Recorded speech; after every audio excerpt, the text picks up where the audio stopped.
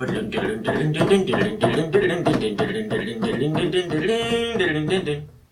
you crazy warlocks.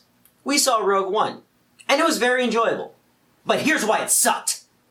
Number 1, pandering. First off, Star Wars fans. That's a problem. This movie, I feel like, is something that is actually stroking the ego of fans of original Star Wars.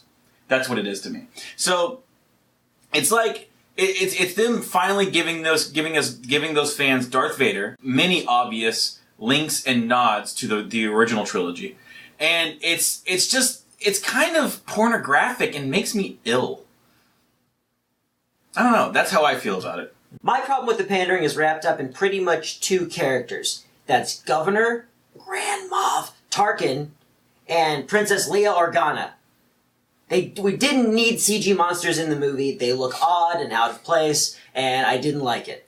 Something that my brother brought up, he was supposed to be here today, but he couldn't, but something that he brought up was that Grand Moff Tarkin could have easily been always in hologram form. Then, it would have been a perfect effect. It would have been a little grainy, and he would have looked like he wasn't really supposed to be there, instead of being this awful Pixar nonsense. Alright?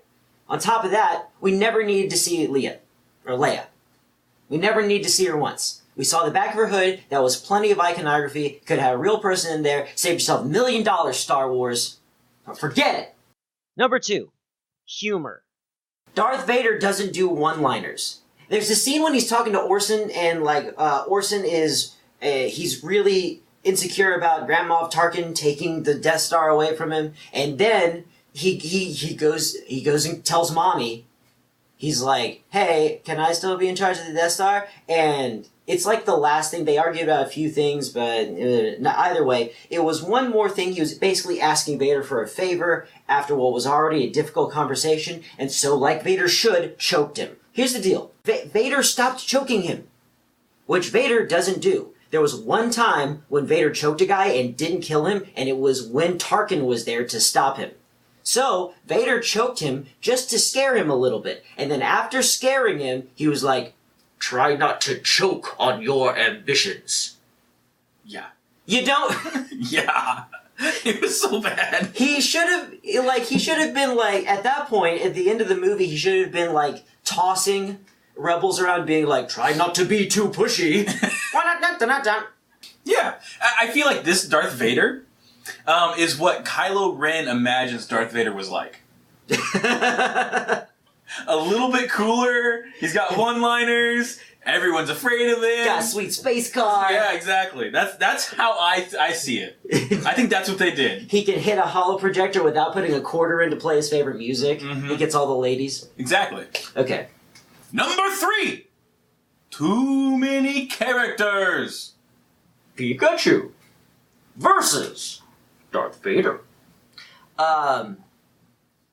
So at the beginning of this movie, we're introduced to like 17 different planets and 11 different characters, and they all have a different motivation, and one of them's already in flashback mode, and Forrest Whitaker's got different hair, and it's a mess. The first 20 minutes of this movie has complete ADD. Okay, they're flying around just doing a bunch of crap, trying to introduce these characters without really trying to explain these characters. It wasn't until like the 40-minute mark that I really understood what Cassian was supposed to be. He dresses like Han Solo, he flies like Luke Skywalker, but his actual point that you get to is that he's conflicted about being a killer.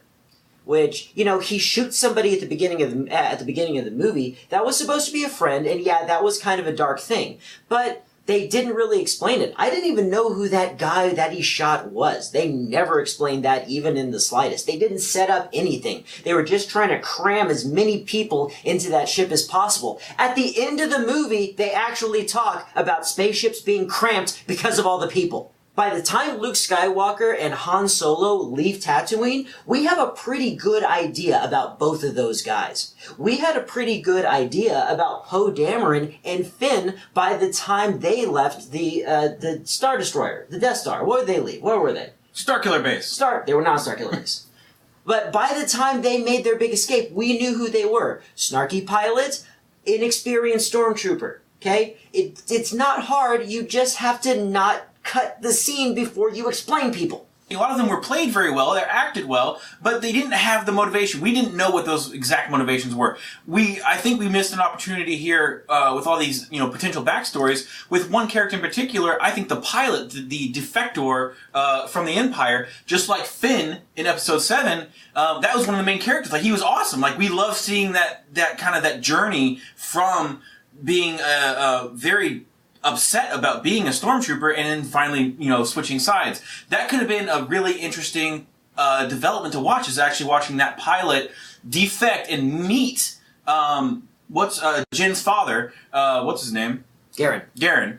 And actually having that interaction on screen would have been actually really cool. I would have loved to have seen that develop, but we didn't get to see that because there's too many characters. Number 4, K2. Okay. So, K2 existed specifically to be another C-3PO. Don't get me wrong, I liked K2, but here's the problem. K2 tells us what he is. He's a strategy droid. Okay, he's not an attack bot. He's not a statistician. He's a strategy bot. Here's the problem, is that all he does in the movie is spout out statistics exactly like C-3PO did. Here's the other problem. C-3PO also did other stuff. He was a protocol droid. He was good with platitudes. He spoke a lot of languages. He was the default interpreter, and there was a reason for him to be there. K2 did one thing. That was spout the nonsense statistics. Okay? Why? Because they wanted him to seem like C-3PO without putting too much effort into it. He even has action sequences, and I get that he did that, but any character could have done that, except for some of the more robot-intensive things that he did with precise catching of bombs and throwing them around and stuff like that. But he was injected into that scene for absolutely no reason. He literally shows up, and then they tell him to go away. Complete waste of one of my favorite characters. So my only 2 cents on K2 is the damn droid talks to himself when no one is there. That is dumb. They did it for the humor. I get it. Ha ha. But that's dumb. They did that in the original Star Wars. Which is dumb, too. Also, at one point, K2 gets shot to death, and it's a very emotional moment. You're not supposed to be emotional over droids. C-3PO, in both the prequels and the original trilogy, gets blown up for slapstick effect. Because they're appliances. People are dismissive towards them. In Return of the Jedi, Luke tries to give C-3PO away as a gift to Jabba.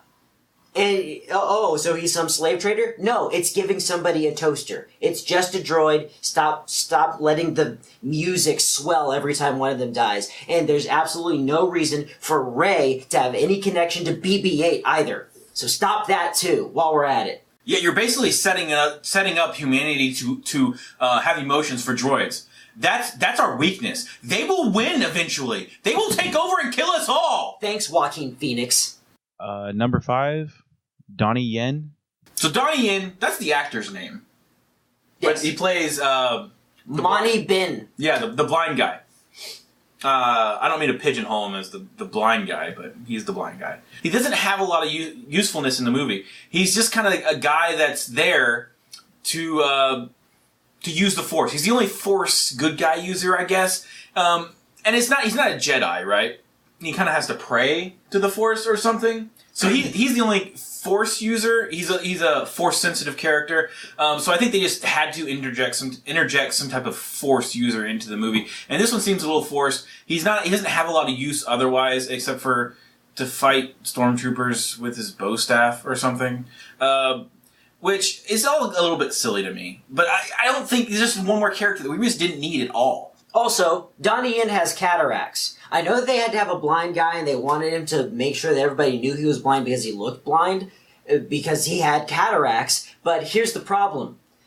He exists in a universe where artificial limbs that actually have touch sense are common, where people are walking around with artificial lungs and stuff like that. We can fix cataracts today. And some people are going to be thinking, oh, I guess he thought that it was the will of the Force for him to be blind. It would be such a simple problem for him to fix in a galaxy far, far away. it would have been like having a cold, a minor inconvenience for him. And it would have been cheap to correct. If he said, oh, it was just his fate to be blind, then he could have just as easily said, oh, it's just my fate to be dirty and never take a bath. It would have been that small a problem to correct. Number 6, Forrest Whitaker! So Forrest Whitaker is in this movie specifically to be Darth Vader's cousin. He's got a robot body, he's got a respirator that they actually use the same sound effect for, because he's got his little gas mask. He does the exact same thing. Why did Star Wars need Dr. Frankenstein? He is literally Dr. Frankenstein in this movie. He's in a crazy old temple, and he tortures people with monsters in his laboratory. At one point, he's literally, no joke, if you haven't seen the movie, go see it. It's amazing. Because he literally has this giant squid down in his torture dungeon, and he's got the pilot with him, and he's like, no lie is safe from the squid thing. The unfortunate side effect is that it drives the subject mad. Like, it was literally Dr. Frankenstein, and it was so ham-fisted and just not Star Wars. They led us to believe the pilot did go insane, but then he recovered in 5 minutes. Yes, so there's that. Hey, if you thought this was insightful or funny or whatever, go ahead and leave a like down below, or a comment, or a subscription, or whatever you want to leave. Leave $5. I think you actually put the little support button down at the bottom because you're awful. It's in the description. It's not in the video itself. In either case, thanks for hanging out, and goodbye, everybody. Goodbye, everybody.